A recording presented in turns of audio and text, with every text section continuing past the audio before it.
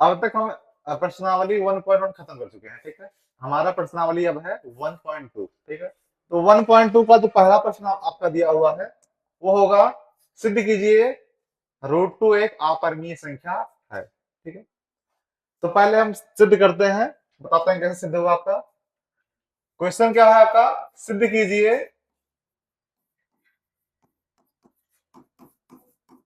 √2 एक अपरिमेय संख्या है।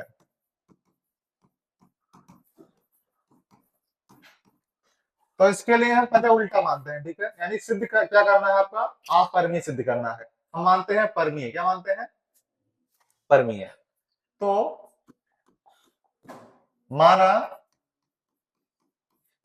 √2 एक परिमेय संख्या है।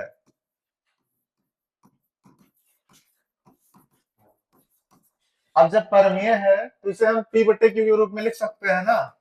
तो √2 इक्वल P बटे Q, है ना। जहां P और Q क्या है आपका, पूर्णांक है, क्या है, और Q not equal to 0, Q 0 के बराबर नहीं है, ठीक है। और P और Q का जो एचसीएफ है कितना होना चाहिए आपका, 1 होना चाहिए, है ना। सिद्ध करना था कि √2 एक अपरिमेय संख्या है, तो हमने क्या माना, पहले हमने विपरीत माना, क्या माना, √2 एक परिमेय संख्या है, ठीक है। परिमेय संख्या का मतलब क्या था कि √2 को हम P बटे Q के रूप में लिख सकते हैं, ठीक है। अब क्या करेंगे, हम Q उधर ले जाएंगे, तो √2 Q बराबर P, है ना। अब दोनों पक्षों का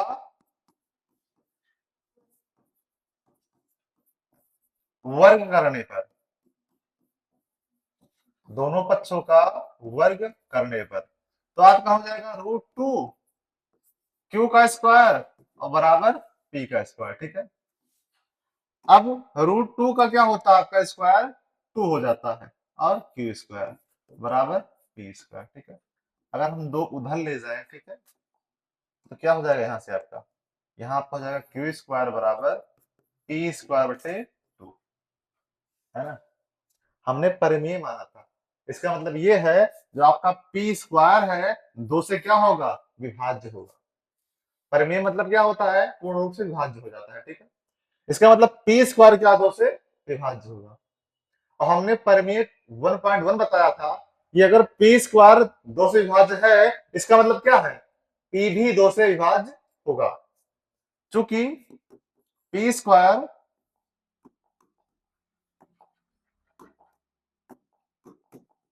2 से क्या है, विभाज्य है, अतः P भी 2 से विभाज्य होगा। जैसे हम आपको एग्जांपल दे देते हैं, ठीक है। जैसे मान लो लिखा है 4, 4/2 क्या हुआ, 2 से कटा, क्या नहीं कटा। और 4 का मतलब क्या था, ये 2 का स्क्वायर था, है ना। यानी 2 भी क्या होगा, 2 से कटेगा, नहीं कटा, है ना। ये मैंने आपको बताया था पहले से, ठीक है। यानी P स्क्वायर 2 से क्या है, विभाज्य है, अतः P भी क्या होगा, 2 से विभाज्य होगा, ठीक है। अब क्या करते हैं,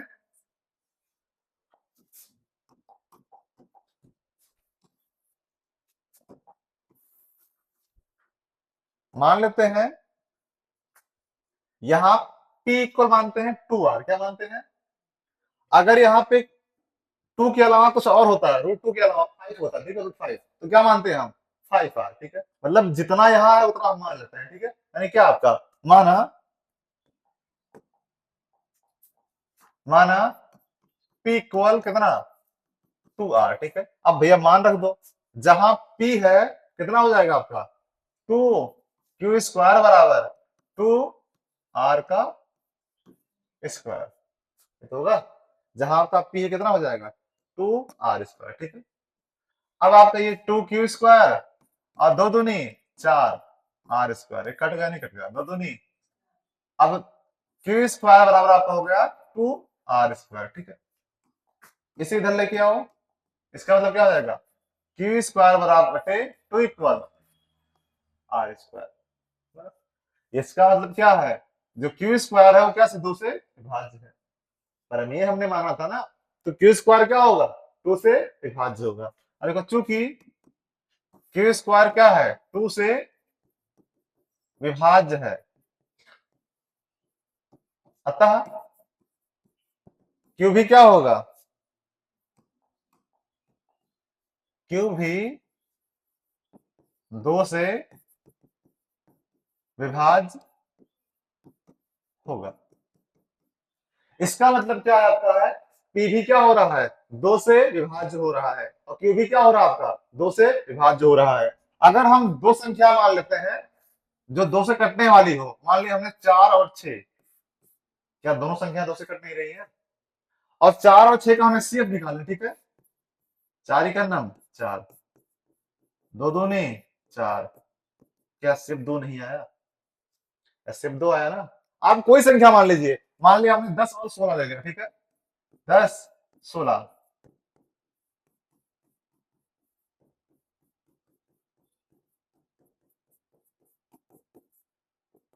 क्या आपके यहाँ सिर्फ 2 नहीं आया, इसका मतलब दो संख्या ऐसी है जो दो से क्या है, विभाज्य है, सबका सिर्फ एक नहीं आ रहा है, दो आ रहा है, हो सकता है कुछ और आ जाए, ठीक है। हमने माना क्या था, ये स्टेप आपको कितना होना चाहिए, स्टेप आपका एक आना चाहिए, तो हमने जो माना था क्या वो साबित हो रहा है, तो गलत सिद्ध हो रहा है ना। हमने माना था ये स्टेप आपका एक आएगा, लेकिन हमने एक मान कर लगाया, लेकिन ये स्टेप कितना आपका आ रहा है, यहाँ पे 2 आ रहा है, ठीक है। इसका मतलब जो हमने कथन माना था वो क्या हो रहा है, उसका विरोधाभास उत्पन्न हो रहा है, ठीक है। हम लिखेंगे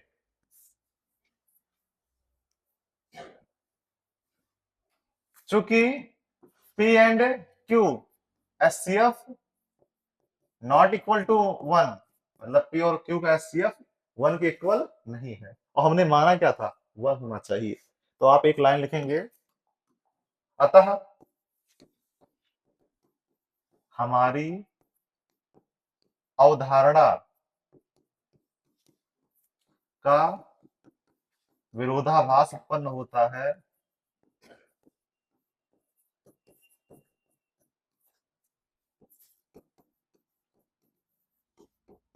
अतः √2 एक अपरिमेय संख्या है, एक सिद्धम। समझे आप लोग, जो हमने माना था उसका क्या साबित हुआ, उसका विपरीत साबित हुआ। तो हम लास्ट में क्या लिखेंगे, अतः हमारी अवधारणा का विरोधाभास उत्पन्न होता है, अतः √2 एक क्या है, अपरिमेय संख्या है। क्योंकि अगर परमेय होता तो जो हमने माना था वो कंडीशन क्या करता, फॉलो करता, कंडीशन फॉलो कर रहा है। हमने सिर्फ एक माना था और यहाँ सिर्फ कितना आ रहा है आपका, 2 आ रहा है, ठीक है। इसका मतलब जो हमारा कंडीशन था फॉलो नहीं कर रहा है, अतः √2 क्या है, अपरिमेय संख्या है। चलो इसी तरह एक सवाल और लिखो, सिद्ध कीजिए √3 एक अपरिमेय संख्या है, सिद्ध कीजिए √3 एक अपरिमेय संख्या है। वही काम करेंगे, माना क्या मानते हैं, माना √3 एक परिमेय संख्या है, ठीक है।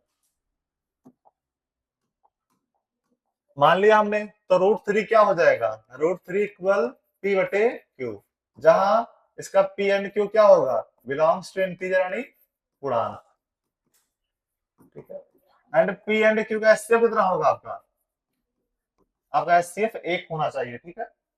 और तो और आपका क्यू जो है 0 के बराबर नहीं होना चाहिए, ठीक है। इतने कंडीशन आपने मान ली है, ठीक है। अब क्यू उधर ले जाएंगे तो हो जाएगा √3 क्यू बराबर पी, दोनों पक्षों को क्या करने पर, दोनों पक्षों का वर्ग करने पर हो जाएगा √3 क्यू का स्क्वायर बराबर पी स्क्वायर, √3 का 3 हो जाएगा और क्यू स्क्वायर बराबर पी स्क्वायर। अगर हम 3 उधर ले जाए तो इधर गुणे में उधर क्या हो जाएगा, भाग में तो हो जाएगा डिवाइड में, इधर गुणा है उधर बटे में तो हो जाएगा। इसका मतलब क्या, क्यू स्क्वायर बराबर पी स्क्वायर बटे, अब क्योंकि परमीय था, परमीय विभाज्य जरूर होता है, ठीक है। अभी हमने आपको कल शाम शांत शांत पढ़ाया था ना। परमीम क्या होता है, तो कटेगा जरूर, ठीक है। इसका मतलब क्या है, पी स्क्वायर क्या है, जो कि पी स्क्वायर 3 से विभाज्य है। अतः पी भी क्या होगा, अतः पी भी 3 से विभाज्य होगा। यहां आप लिख लीजिए प्रमेय नंबर 1 से, है ना। अब क्या करते हैं, पिछली बार हमने P इक्वल 2R माना था, यहाँ कितना आपका है 3, तो P इक्वल क्या मानेंगे हम 3R, ठीक है। तो माना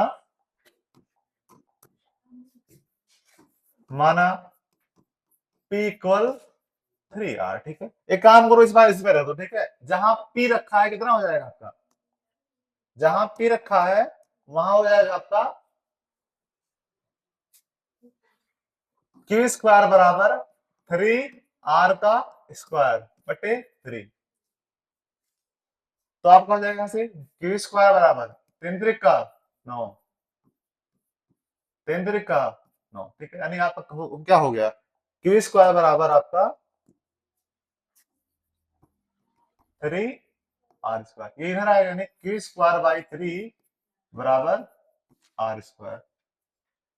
इसका मतलब क्या है, आपका जो Q स्क्वायर है वो क्या है 3 से विभाज्य है, ठीक है। तो क्या हो गया आपका, चूंकि Q स्क्वायर 3 से विभाज्य है, अतः Q भी 3 से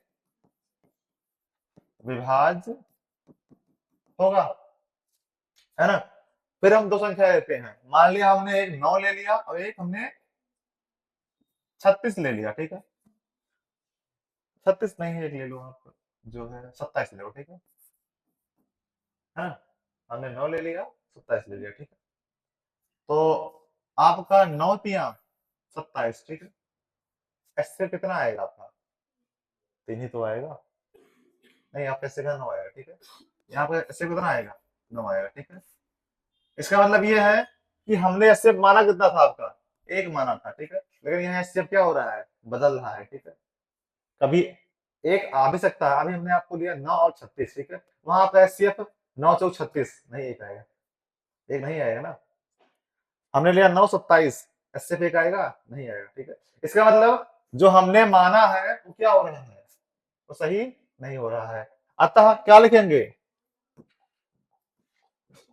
अतः हमारी अवधारणा का एक ही लाइन, अतः हमारी अवधारणा का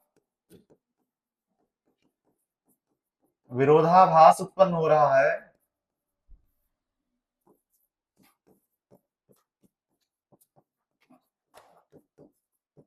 अतः √3 क्या होगा, एक अपरिमेय संख्या है, समझे। देखिए